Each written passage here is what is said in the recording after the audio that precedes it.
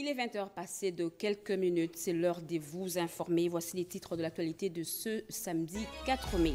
Les Bleus Blancs finalistes du secondaire commencent dès ce lundi 6 mai les épreuves de l'examen d'état hors session, les préparatifs. Où en sommes-nous? La réponse dans ce journal.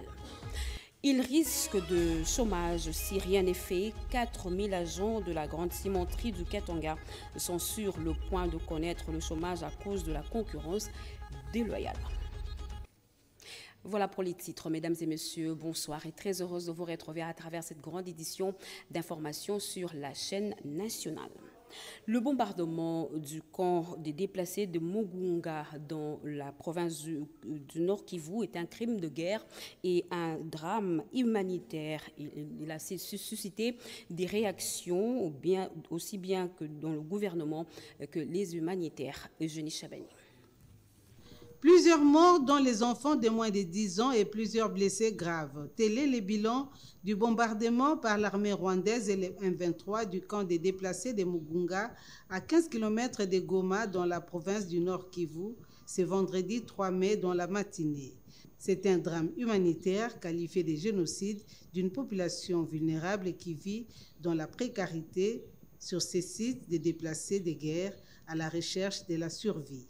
Ces crimes de guerre a suscité non seulement l'indignation à travers le monde, mais aussi des vives réactions, aussi bien des gouvernements que des humanitaires. Le chef de l'État, Félix-Antoine Tshisekedi Tshilombo, très touché par cet acte ignoble, a condamné fermement cette tragédie. Il a dû écourter son périple européen pour regagner les pays, question de compatir avec ses compatriotes en détresse. Les États-Unis, par le porte-parole du département d'État américain, Matthew Miller, condamne fermement ces bombardements.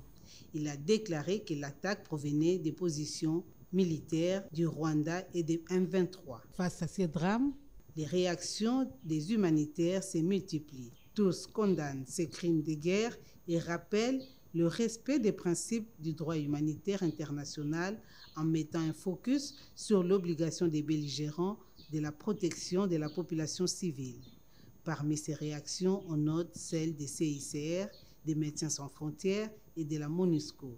Tous condamnent fermement ces bombardements meurtriers de ces sites de déplacés dans l'est de la République démocratique du Congo et de souligner que cette situation va entraîner des conséquences tragiques pour cette population et va contribuer à accentuer sa vulnérabilité. Cette situation n'a pas laissé indifférent le caucus des élus nationaux de la province du Nord Kivu. Ils condamnent avec la dernière énergie cette agression rwandaise avec leur supplétif du M23. Ils ont dit au micro de Sylvie Moyembo. Nous, députés nationaux élus du Nord Kivu, condamnons avec la toute dernière énergie ces actes cruels et lâches qui ont visé les populations civiles non engagées dans les hostilités et présentons nos condoléances les plus attristées aux familles des victimes et à la nation congolaise en général. Nous tenons à rappeler au Rwanda et au président Paul Kagame que ces actes criminels, qui rappellent d'ailleurs les bombardements des cas de réfugiés il y a 28 ans, à Mugunga, ne resteront pas impunis. Ce sont des crimes imprescriptibles. Révoltés par ces ignobles crimes répétitifs commis par cette coalition terroriste, nous recommandons urgemment ce qui suit au gouvernement de la République démocratique du Congo de mobiliser tous les moyens nécessaires pour reconquérir les zones occupées par les agresseurs, de renforcer la sécurité autour et dans les camps des déplacés, de mobiliser la communauté internationale pour condamner sans ambages et sans réserve les attitudes criminelles du gouvernement rwandais, au Conseil de sécurité des Nations Unies, de prendre des sanctions claires contre le Rwanda, à l'Union européenne, de condamner à des termes clairs et précis l'agression rwandaise dont est victime la République démocratique du Congo, de renoncer au fameux protocole d'accord signé avec le Rwanda dans le cadre d'exploitation des matières premières dont les coltans. Ces actes ignobles suscitent plusieurs réactions. Le ministre des Droits humains et le président de la Commission nationale des droits de l'homme s'indignent et fustigent cette barbarie du Rwanda. Regardez. Ministre ayant les droits humains dans mes attributions, je dois exprimer notre indignation, mais aussi notre condamnation vis-à-vis du Rwanda à travers ces supplétifs du M23 et du mouvement de M. Corneille Nangaa. Nous venons de célébrer les 75 ans de la signature de la Déclaration universelle des droits de l'homme et quelques jours seulement après la visite très médiatisée du haut-commissaire des Nations Unies aux droits de l'homme, nous ne pouvons pas comprendre qu'un pays qui est signataire de la Convention de Genève de 1949 et de ses protocoles additionnels de 1977 interdisant l'attaque des civils ou des biens civils en période de guerre, que le Rwanda puisse se permettre de s'attaquer à une population déjà meurtrie, déjà vulnérable dans cette cité de Mugunga. La Commission nationale des droits de l'homme, CNDH en sigle, a appris avec consternation et indignation le bombardement perpétré le vendredi 3 mai 2024 sur 3 sites abritant des personnes déplacées internes dans les quartiers du Lac Vert, de Lushagala et de Mugunga à Goma, dans la province du Nord Kivu à l'est du pays. Au commissariat des Nations Unies aux droits de l'homme, la CNDH recommande l'intensification du lobbying auprès du Conseil de sécurité des Nations Unies afin que des sanctions sévères soient prises contre le Rwanda pour les atrocités commises sur le sol congolais. C'est ce lundi 6 mai que les finalistes du secondaire vont débuter les épreuves de la dissertation sur l'ensemble du territoire national. Certaines provinces éducationnelles sensibilisent déjà les finalistes de bleu-blanc à la prise de conscience et à la détermination lors du déroulement de ces épreuves. Anastasie Doumbou.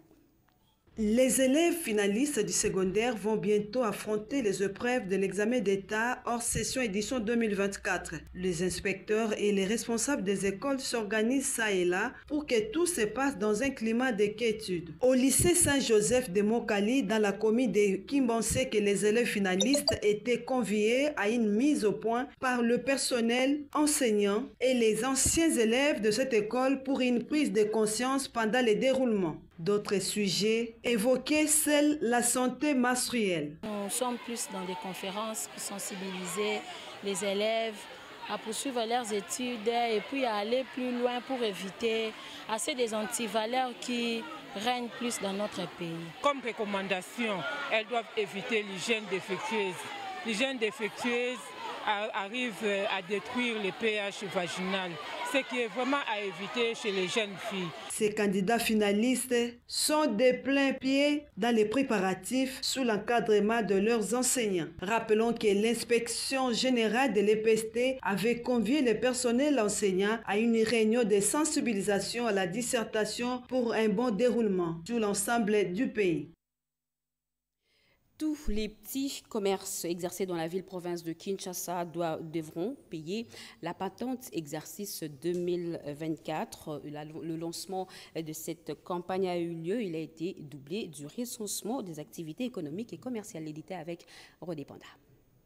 Lancement ce mercredi 2 mai 2024 par Mondonga, commissaire général en charge de l'EPMEA, de la campagne couplée de recensement des activités économiques et commerciales ainsi que du recouvrement de la taxe annuelle pour la vente et la délivrance de la patente exercice 2024. La cérémonie a eu lieu en présence des ministres provinciaux membres de la commission de suivi des recettes COSUR.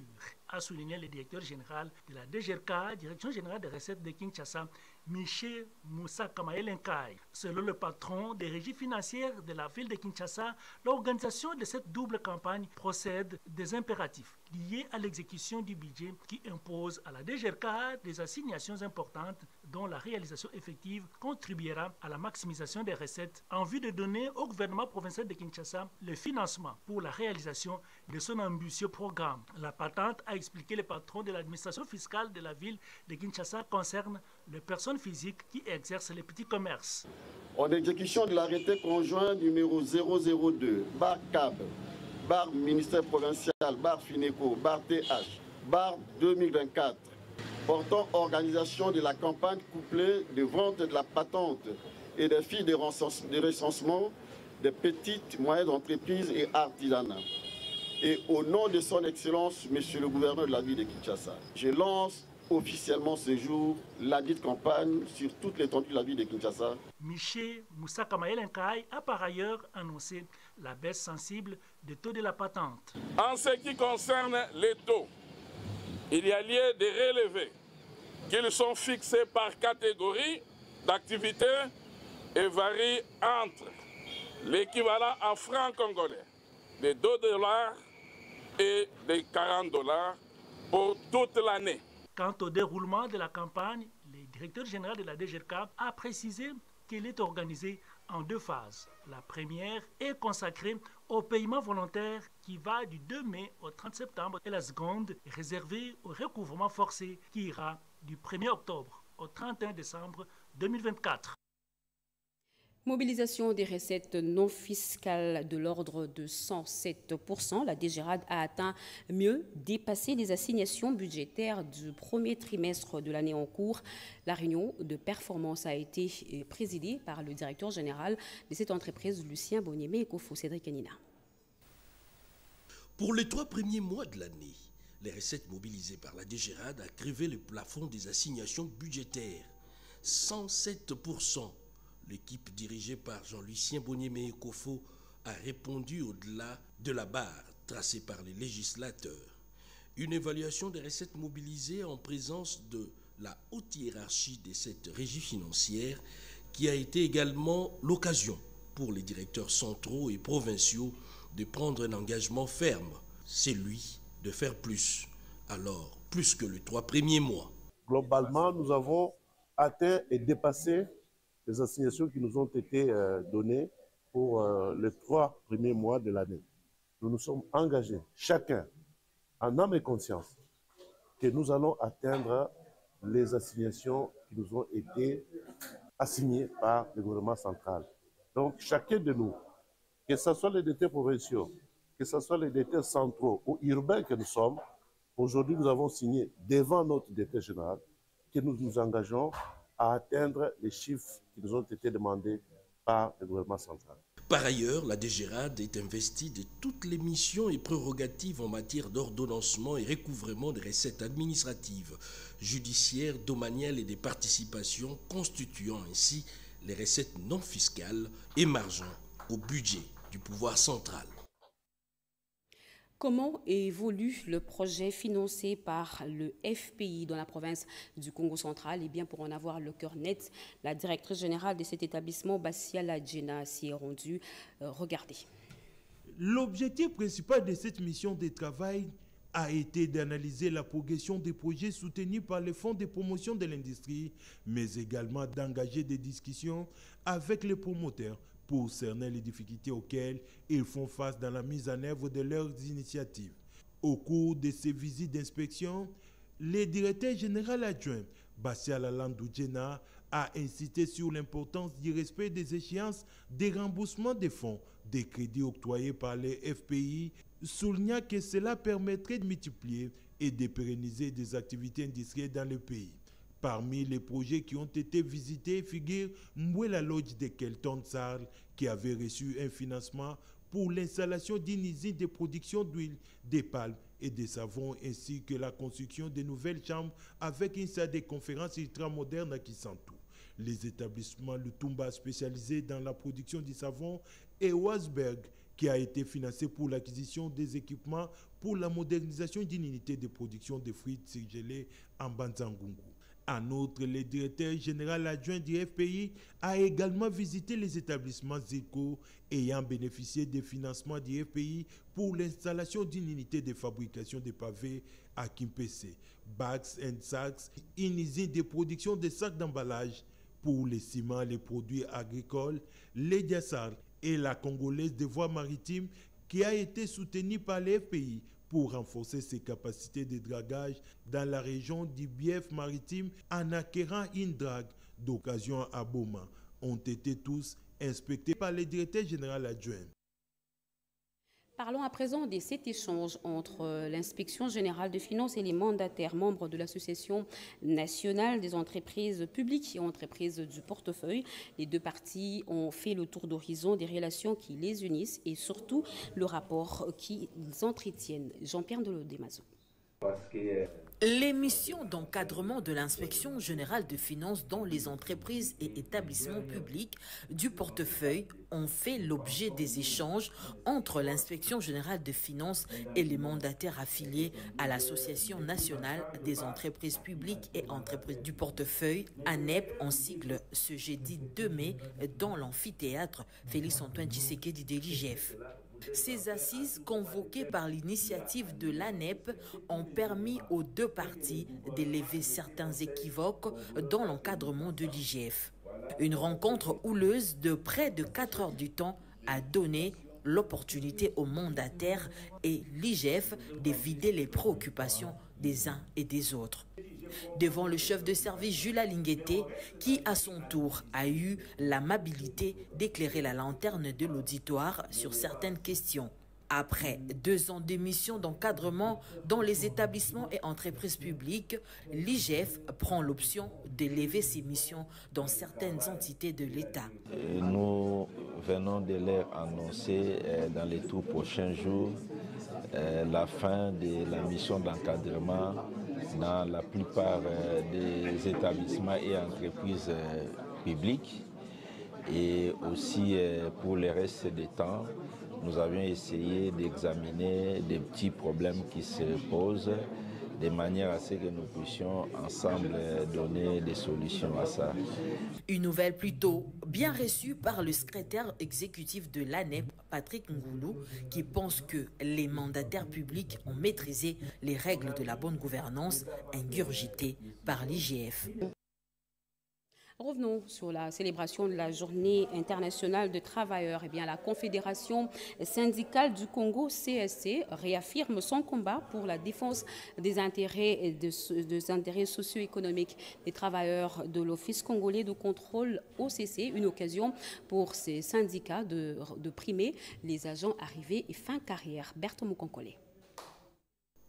La défense des intérêts socio-économiques des travailleurs de l'Office congolais de contrôle, c'est le combat porté par la Confédération syndicale du Congo, CC. Le 1er mai, consacré à la célébration de la Journée internationale du travail, a vu la CC honorer une centaine de retraités pour les loyaux services rendus à l'Office congolais de contrôle. Des cadeaux symboliques composés de congélateurs leur ont été remis. Une occasion pour les travailleurs d'évoquer des différents problèmes qui menacent leurs intérêts socio-économiques. Moment propice pour le président du comité syndical de base, Jovien Mbendemabwaka, d'inviter tous les travailleurs à l'assiduité au travail. Ici, nous nous sommes réunis en tant que travailleurs de l'OCC, membres de la Confédération syndicale du Congo, pour festoyer, pour parler de notre avenir, pour parler de tout ce qui mine notre intérêt et également de faire d'une pierre deux coups, donner des cadeaux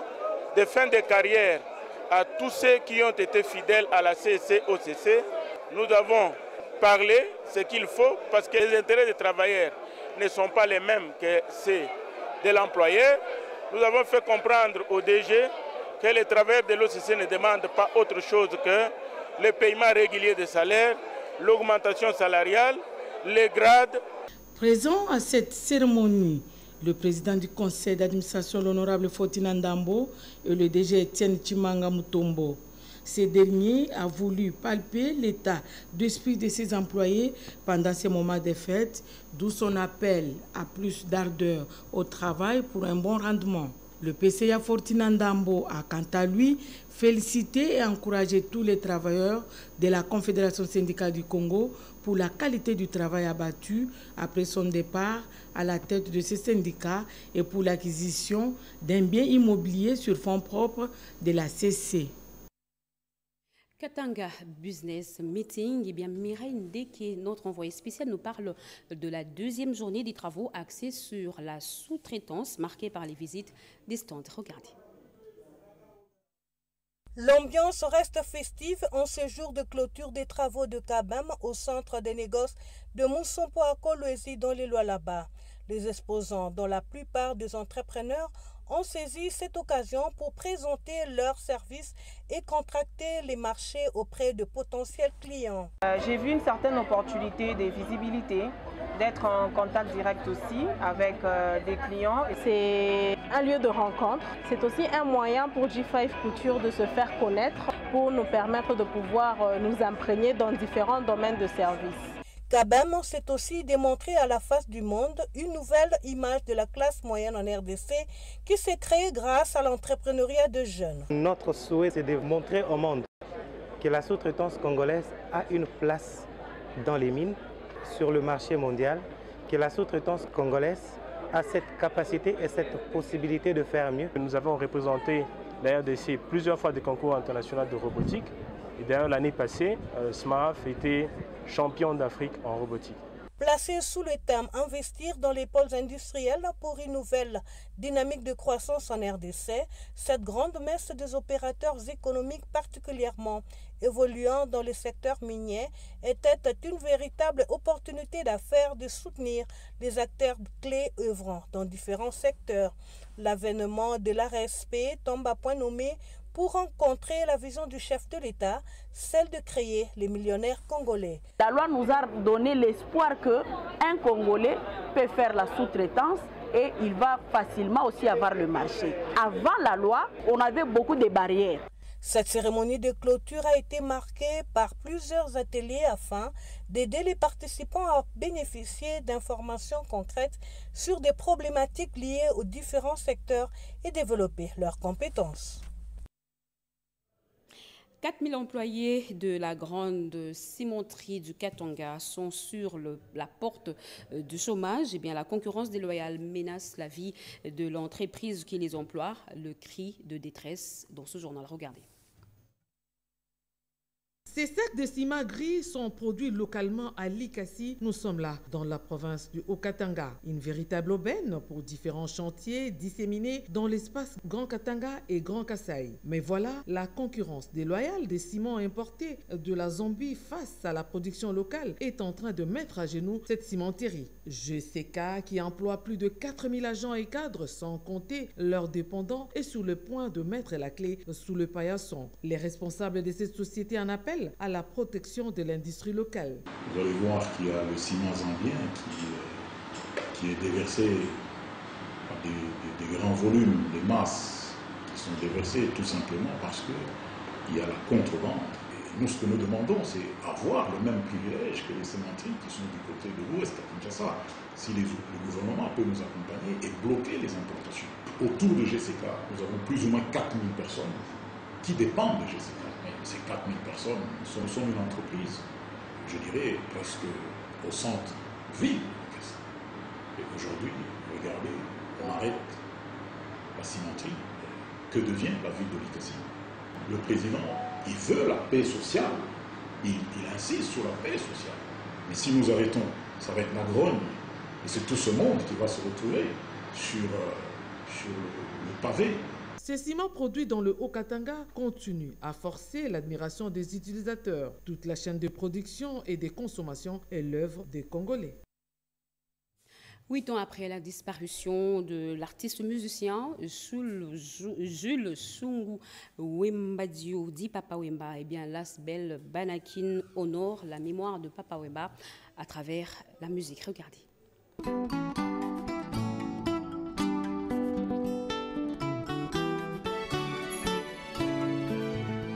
Décédé le 24 avril 2016 à Abidjan en Côte d'Ivoire, Jules Chungwemba Diodi Papa Wemba totalise 8 ans depuis qu'il a quitté la terre des hommes. Banakin, association qui défend les intérêts des Quinois, que dirige Godard Motemona, vice-ministre des Mines, est plus que déterminé à faire de cette date une référence nationale pour la rumba congolaise. Le samedi 27 avril 2024, les sociétaires de cette association ont honoré la mémoire de ce grand artiste. Un concert a été livré à l'hôtel Memling auquel ont participé l'orchestre Viva la Musica et les amis de Papa Wemba, notamment Nyoka Lungu, Evoluku, Bozi Boziana et tant d'autres.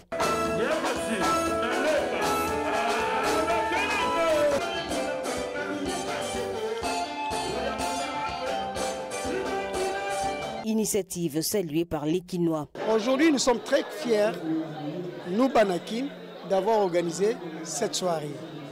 Et c'est vraiment sous l'instigation de notre très cher président, M. Godard Motemona. Ce monsieur s'est investi à 100% pour que cette manifestation puisse réussir. C'est une star planétaire. Comme nous le disons, nous on l'appelle Monsieur Musique. Ce n'est pas par hasard. Sa musique a franchi les frontières. Plusieurs personnalités ont répondu présents à cette grande fête de la musique congolaise. Notez que le 24 avril dernier, l'ASBEL Banakin a organisé une messe en mémoire de Papa Wemba à la place des Quinois à Matongé. Parlons à présent de cette première réunion d'échange entre le conseil d'administration, la direction générale et toutes les directions provinciales à l'office de voies des dessertes agricoles depuis la mutation de cette entreprise en établissement public lors des réformes institutionnelles. Joël Makela. Cette réunion intervient après la transformation de l'OVDA en établissement public dans le cadre des réformes institutionnelles. Cléophas Katumba Badiachile, le directeur général de l'Office de voies de dessertes agricoles, OVDA, a rencontré les responsables provinciaux pour leur rappeler la mission de cette institution. Katumba Badiachile a insisté sur la nécessité de concrétiser la vision du chef de l'État dans le secteur des infrastructures routières, mais plus spécifiquement celle des dessertes agricoles. Concernant les missions assignées à l'OVDA, elles sont principalement celles de s'occuper de la construction, réhabilitation et entretien des routes de dessertes agricoles, des cours d'eau et des pistes d'atterrissage bien déterminées sur l'étendue du territoire national. Je vous appelle à travailler consciencieusement pour l'intérêt de la République sans ménagement afin de contribuer à la réalisation de la vision du chef de l'État, son Excellence M. Félix-Antoine Tshisekedi Tshilombo, qui fait du secteur du développement rural son cheval de bataille dans le seul souci de relier le territoire national par des routes et permettre la bonne circulation des denrées alimentaires par les voies des dessertes agricoles qui sont sous notre gestion. Ce dialogue avec les autorités locales poursuit un idéal, celui de mobiliser tous les acteurs autour de cet objectif prioritaire pour le développement des entités territoriales à la base. Et pour finir, la notabilité de la communauté du Grand Kivu vient de célébrer une compatriote, Julienne Lucinde, classée parmi les 100 premières personnes influentes au monde, avec Rikin Zozeloya. Militante de la République démocratique du Congo, connue pour son engagement envers les femmes victimes de violences, notamment sexuelles, dans le Nord Kivu, et sa dénonciation des viols comme arme de guerre, voire sa contribution aux droits humains des femmes depuis plus de 40 ans. Notre compatriote Julienne Lucenge, détentrice de plusieurs prix au niveau international et de l'ONU, vient d'être classée parmi les 100 premières personnes influentes du monde, une consécration de l'hebdomadaire américain Time 2024, qui n'a pas laissé indifférente la notabilité et la communauté du Grand Kivu, qui a célébré cette digne fille du terroir. D'abord, notre pays est dirigé par le champion de la masculinité positive. Et quand on voit la femme congolaise être élevée non seulement au niveau de la RDC, mais au niveau international, et ça au niveau mondial, nous estimons que c'est un honneur, non seulement pour le pays, pour l'Afrique, mais aussi pour nos communautés au niveau du Grand Kivu. À l'issue de cette grande célébration, Julienne Lusenge a reçu plusieurs cadeaux, dont celui du conseil principal du chef de l'État Jacquemain Chabani, cadeau des femmes, avant de suivre plusieurs témoignages sur sa personne pendant qu'elle a été nommée ambassadrice de la communauté de la partie Est de la RDC en reconnaissant son leadership inspirant et de son impact positif sur le monde. Les Bami vont organiser cette rencontre pour me célébrer, pas célébrer seulement Julienne, mais célébrer les efforts de toutes les femmes pour la paix. On m'a fait porter le message, ambassadrice de la paix, pour que je continue à faire ce combat avec beaucoup d'engagement et abnégation partout au monde. Le vivre ensemble, la paix et le développement du Grand Kivu, appelé de tous les vœux par les participants, dont leur majesté, les Bami, Mwanapunda Asani du Maniema, Désiré Rougemanizi du Sud Kivu et Mwamindeze du Nord Kivu. Une invitée dans ce journal, il s'agit de Madame Claude Solange Chibakayoa, ADG de la Société nationale de loterie Sonal. Madame Solange, bonsoir. Bonsoir, Madame la journaliste. Quel bon vent vous emmène ici à la RTNC? Aujourd'hui, je suis à la RTNC pour annoncer une très bonne nouvelle. Je vais annoncer une bonne nouvelle qui concerne tous les publics qui nous suivent en ce moment, tous les Congolais, même ceux qui ne suivent pas, qui nous suivront peut-être après. Je viens pour annoncer que la Sonal a placé depuis hier soir une cagnotte de 4 milliards plutôt 700 millions de francs congolais. Donc en masse commune, parce que nous avons deux façons, nous avons la masse commune et la masse séparée. Mais aujourd'hui, les 4 milliards 700 concernent la masse commune qui va se passer demain. Alors, je viens appeler tous les Congolais qui voudraient devenir des millionnaires, rentrer dans le club des millionnaires, devenir parier. Votre appel est tellement alléchant. Ça va se passer comment? Il y aura seulement cette cagnotte ou ça va continuer? Déjà, il y a 2 semaines, on avait placé une cagnotte, il y a 3 semaines plutôt, une cagnotte de 4 milliards et il y a eu un gagnant congolais, parce que cette cagnotte-là, elle est placée au niveau international. Mais il s'est fait que la fois passée, il y a eu 10 gagnants. Parmi ces 10 gagnants, il y a eu un Congolais qui a gagné à lui tout seul 246 millions plutôt de francs congolais. Mais après celle de demain, il y aura encore une autre cagnotte? Oui. Dimanche, déjà demain, dimanche 5, nous avons 4 milliards 700 millions.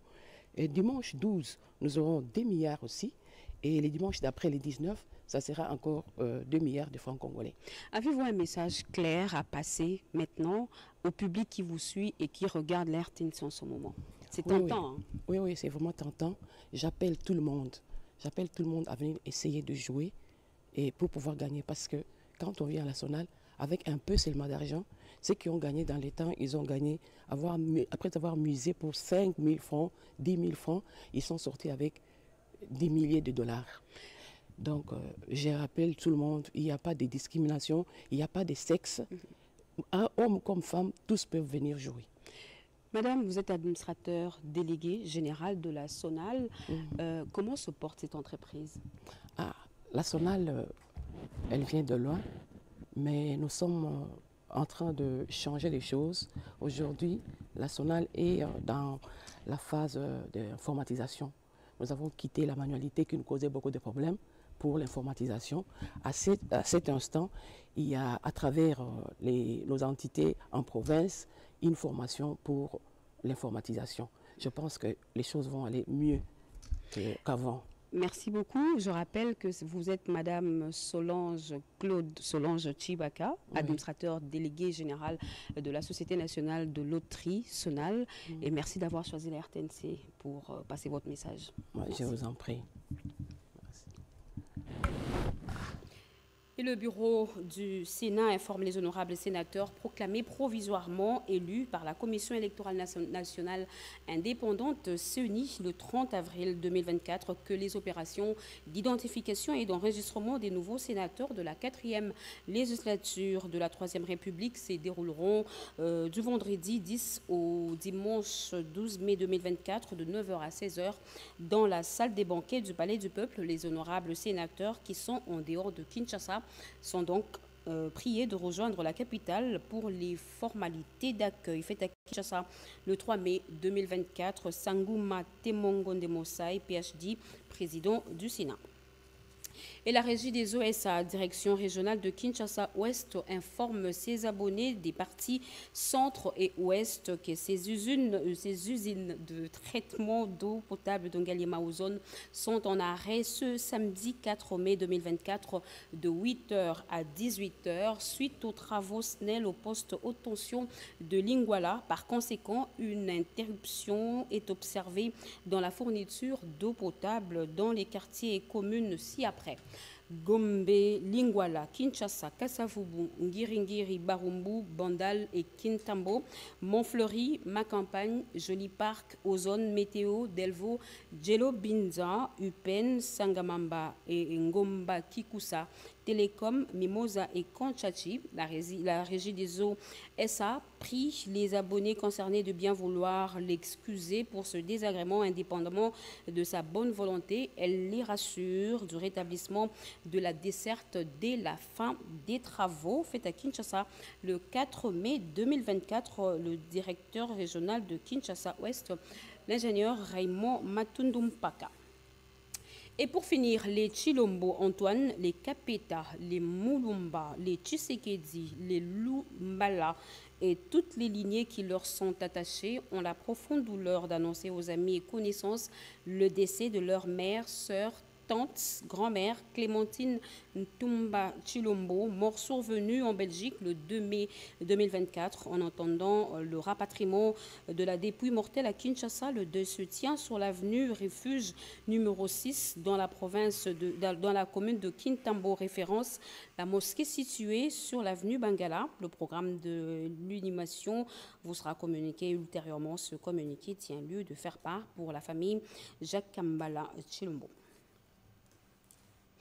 Fin de ce journal, mesdames et messieurs, merci de l'avoir suivi. Merci à vous qui nous suivez à Kolwezi, dans la province de Lualaba et partout ailleurs, sur satellite, sur notre chaîne YouTube et sur Facebook. Nous sommes en direct de Kinshasa. L'actualité continue sur nos antennes retrouvées à 23h. Jemima Mogo, moi je vous reviens la semaine prochaine, Inch'Allah.